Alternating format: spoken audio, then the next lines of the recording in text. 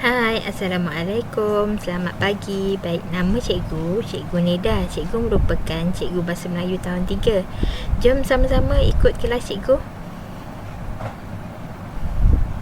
Okey, untuk hari ini kita nak belajar tentang ayat tunggal. Okey, standard kandungan untuk hari ini 1.1 mendengar dan memberikan respons. Standard pembelajaran pula adalah 1.1.1 mendengar, mengecam sebutan, memahami dan menyebut dengan betul dan tepat ayat tunggal dan ayat majmuk. Standard kriteria pula ialah yang pertama, murid dapat memahami maksud ayat tunggal dan ayat majmuk. Yang kedua, mengecam ayat tunggal dan ayat majmuk pada teks yang diberi. Yang ketiga, menyebut ayat tunggal dan ayat majmuk dengan sebutan yang betul. Manakala yang terakhir, menulis ayat tunggal pada teks yang dibaca. Apa itu ayat tunggal? Ayat tunggal adalah ayat yang terdiri daripada satu subjek dan satu predikat. Ayat tunggal juga dikenali sebagai ayat mudah atau ayat selapis.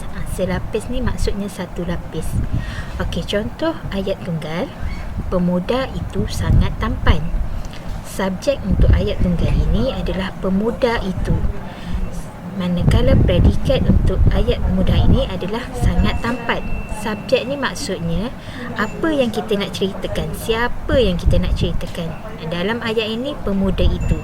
Manakala predikat adalah keterangan untuk ayat tersebut. Okey, predikat sangat tampan. Pemuda itu sangat tampan. Okey, ayat majmuk pula ialah ayat yang mengandungi dua atau lebih ayat tunggal yang disambungkan oleh kata hubung seperti dan, kecuali, tetapi, sambil, supaya dan lain-lain. Ayat ini juga dikenali sebagai ayat berlapis. Ayat berlapis tu maksudnya ayat tu ada lebih daripada satu. Okey. Cikgu bagi contoh kat sini. Ayat tunggal yang pertama, Sarah menyanyi. Ayat tunggal yang kedua, Sarah menari. Kita nak sambungkan dua ayat ini menjadi satu ayat. Kita akan menggunakan kata hubung. Okey.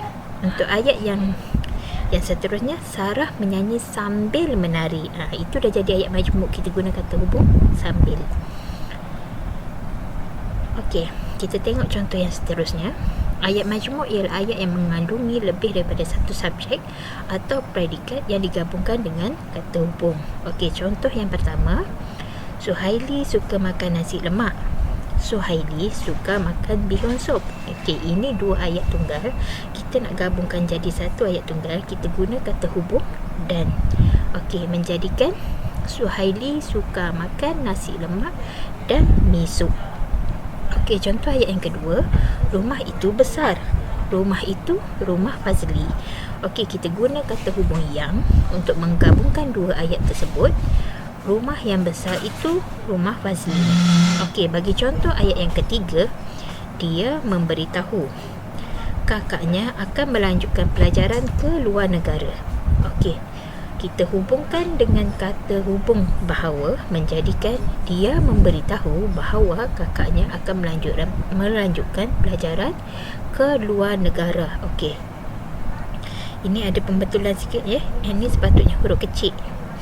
Okey, contoh yang keempat, dia akan balik ke kampung. Dia ada masa lapang. Okey, kita guna kata hubung apabila. Dia akan balik ke kampung apabila ada masa lapang. Okey, perkataan kampung ni pun ada sedikit pembetulan. Sepatutnya KAMPUNG. Okey. Okey, sekarang kita tengok buku teks muka surat 2.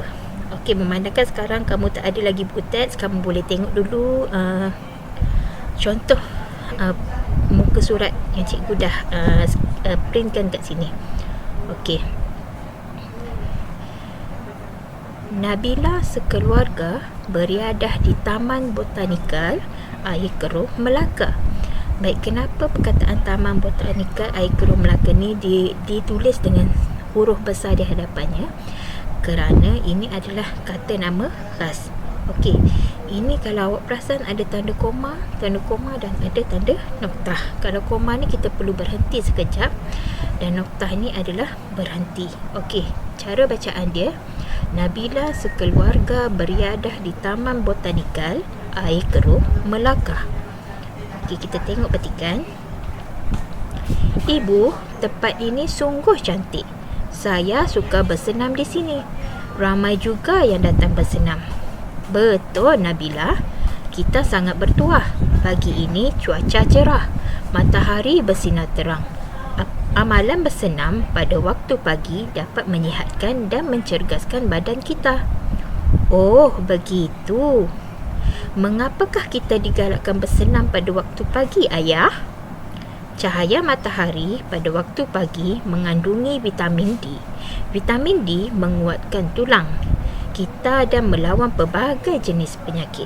Okey, sekarang ni cikgu nak awak tengok petikan ini dan cuba keluarkan ayat yang mengandungi ayat tunggal.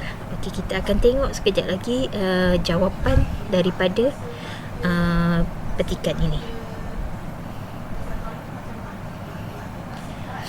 Okey, cikgu dah sediakan jawapannya. Okey, kita cuba semak sama-sama.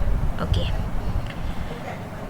Yang pertama adalah ibu, tempat ini sungguh cantik. Kalau awak perhatikan kat sini, tempat ini merupakan subjek, benda yang kita nak ceritakan.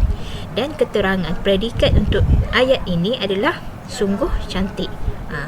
Tempat ini subjek, kita nak ceritakan tempat ini, keterangan dia sungguh cantik. Okey, yang kedua, subjeknya saya, predikatnya, keterangannya suka bersenam di sini.